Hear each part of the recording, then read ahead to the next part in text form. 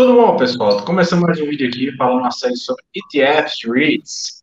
E hoje nós vamos falar aqui com quem não me conhece, né? Primeiro, Mael da Central do REIT e Francisco do canal Mente de Holder, tudo bem, pessoal? Mais um vídeo aqui para vocês falando um pouquinho mais sobre ETFs nos Estados Unidos, um assunto que tanto eu quanto o Ismael gostamos demais. Então aproveita, deixa o like aqui embaixo, se inscreve tanto no Mente de Holder quanto no Central do REIT, que vai receber conteúdo toda semana.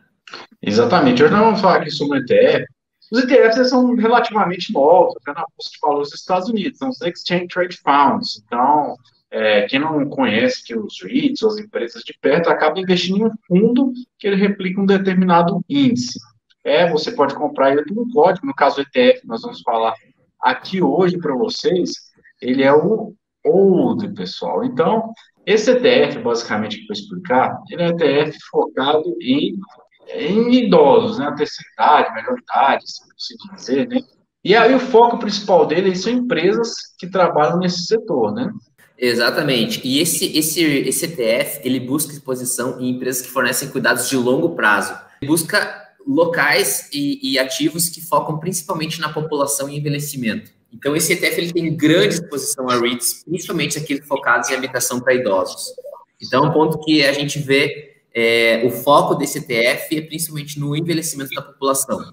E a gente vê alguns pontos em que o ETF foca, é que principalmente vai ter um aumento da população idosa, pulando quase 3 vezes o que é hoje até os anos de 2050. Então, a gente vê essa tendência, é uma tendência global, né, Ismael, de envelhecimento da população, e gradativamente a gente vê alguns ativos se movimentando para fazer a carteira em relação a essa parte de empresas e de REITs.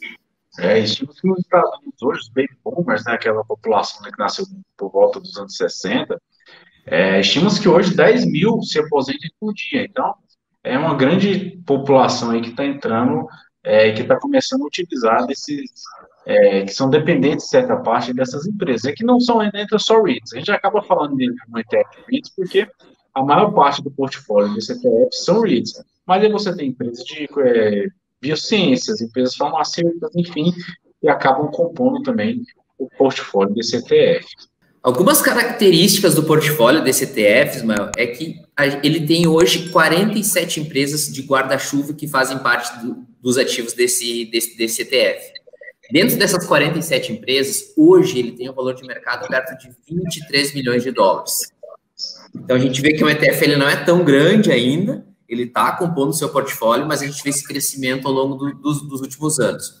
Hoje, ele está focado com uma relação preço-lucro de 38 vezes, e também ele possui um yield de 2,13%, que a gente vai explicar um pouquinho mais sobre esse yield também nos próximos slides. Além disso, tem uma taxa de administração de 0,30%, então é uma taxa em linha com o mercado. A gente vê alguns ETFs que têm umas taxas mais baixas, alguns com taxas um pouquinho mais altas. Eu gosto dessa taxa, acredito que ela é bem factível, ela é bem plausível com o nível de risco da operação desse ETF.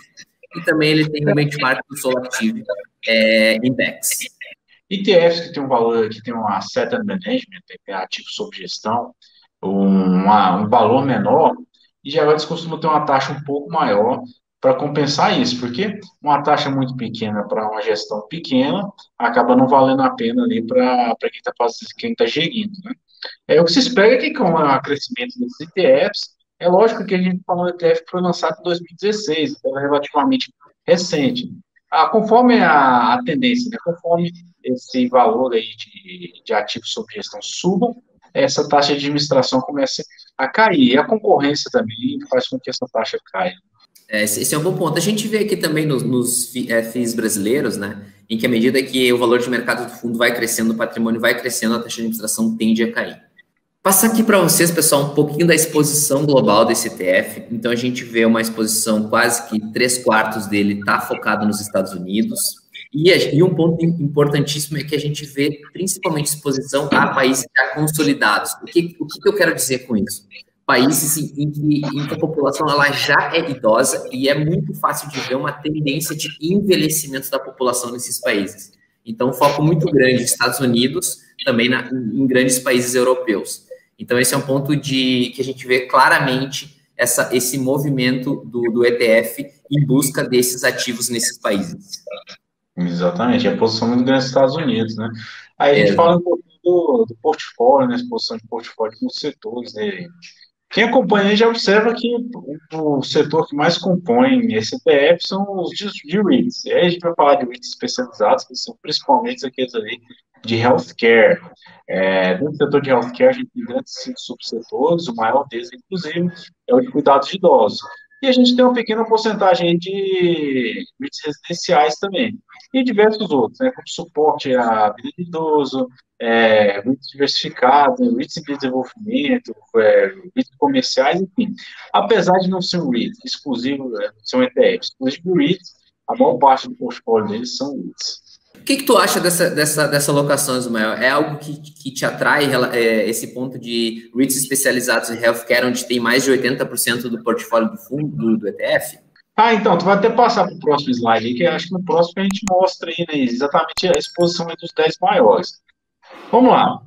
É lógico que faz a ponderação com o valor de mercado e o maior REIT dentro desse ETF é o Welltower. Quem não conhece o Welltower, ele é o primeiro REIT de healthcare, inclusive. Começou como cuidado de idosos. Lá nos Estados Unidos é muito comum casa de repouso.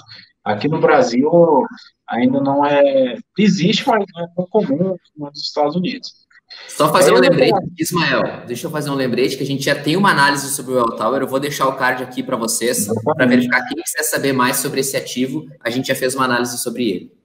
Exatamente, aí é até bom o pessoal ver lá que a gente fala sobre o Welltower, porque eles tiveram um crescimento muito grande, né, mas hoje eles acabam sofrendo, principalmente com a pandemia, a taxa de vacância já vinha diminuindo aí ao longo do tempo, Ventas é outro também que nesse sentido, e Healthpeak, que apesar de ter um portfólio ali de cuidar de idosos, hoje, poxa, ele é um dos mais diversificados, ele tem hospital, enfim.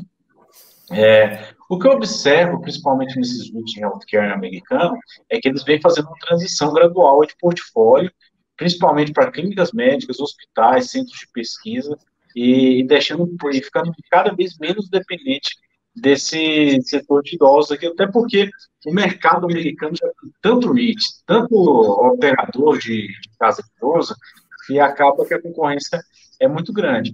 E aí a gente entra também em outro, né, que é os skilled nursing. O que é o skilled nursing? É aquele onde o idoso ele precisa de um cuidado um pouco maior, ele vai ter que precisar de um médico, enfermagem, entendeu?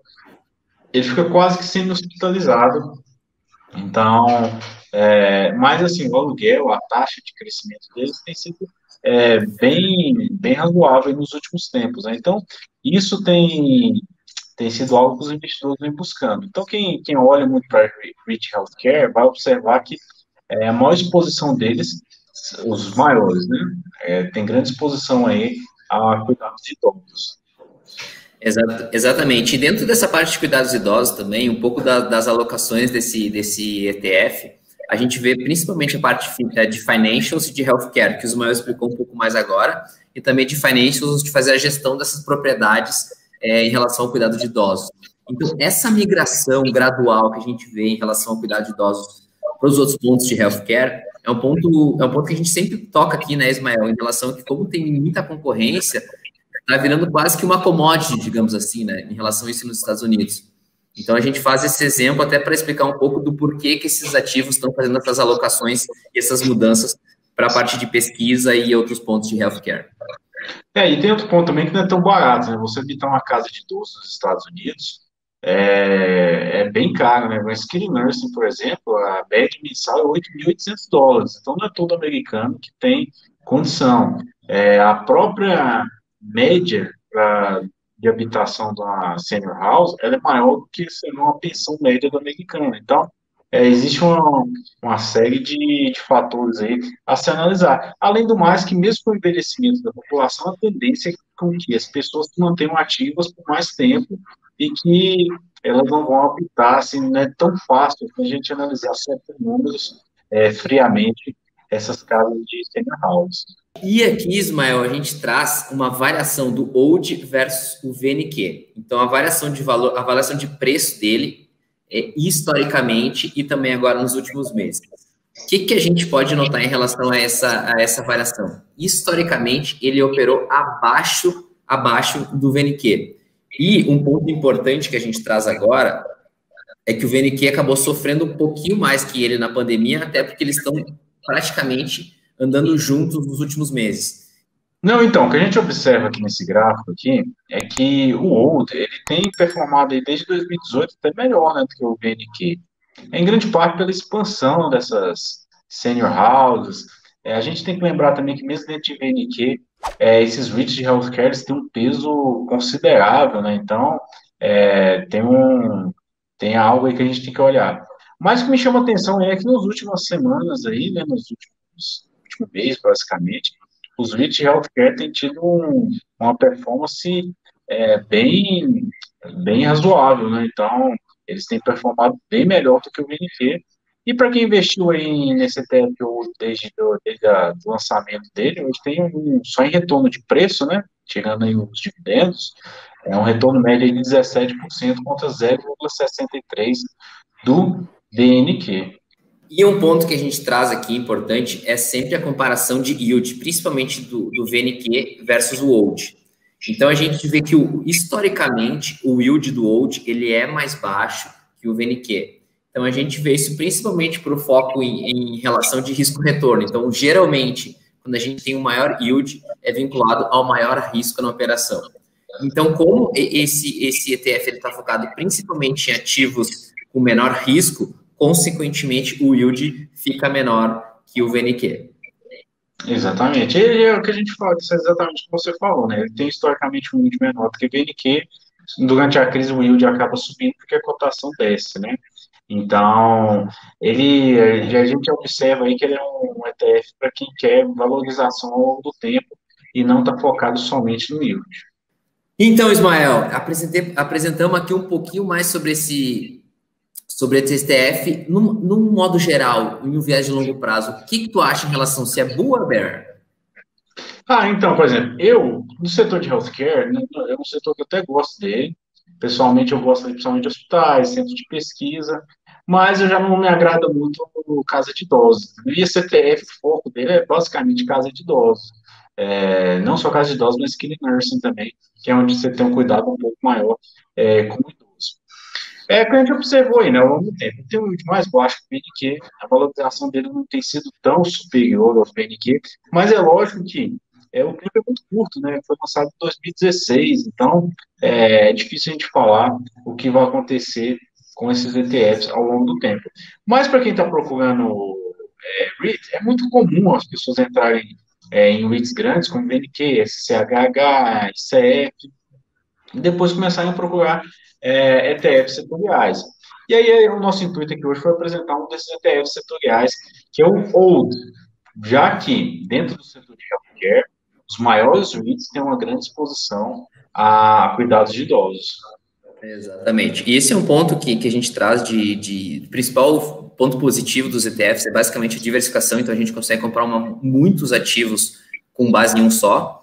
Então, caso a pessoa lá queira fazer parte um pouco mais de cuidado de idosos, de focar e acredita que esse envelhecimento da população, não só nos Estados Unidos, como em outros países, vai afetar e vai crescer, esse ETF, digamos que é uma boa pedida para quem quer fazer parte desse movimento nos próximos anos. Eu, particularmente, não gosto muito de ETFs, mas, claro, é uma parte pessoal minha da minha carteira, né? Então, cada um também tem sua maneira de investir. Exatamente. Eu, por exemplo, na minha carteira de healthcare, eu foco exatamente naqueles que têm menor exposição a cuidados de idosos, entendeu? Porque é um setor um tanto complicado e a taxa de vacância vem diminuindo. Quem não assistiu, eu recomendo que assista o nosso vídeo lá sobre o All Tower, que vai entender um pouquinho mais sobre isso. Espero que vocês tenham gostado do nosso vídeo. Se gostou, compartilhe, curta, tanto a Central do REIT quanto a Multi Holder. Nós temos o nosso perfil no Instagram, temos o nosso site também, onde postamos lá diversos perfis de REITs. E bons investimentos para todos, certo? Valeu, pessoal. Obrigado, viu? Aproveita para se inscrever no canal, deixar o like aqui embaixo, que é super importante. Até a próxima, Ismael. Bons investimentos e bora!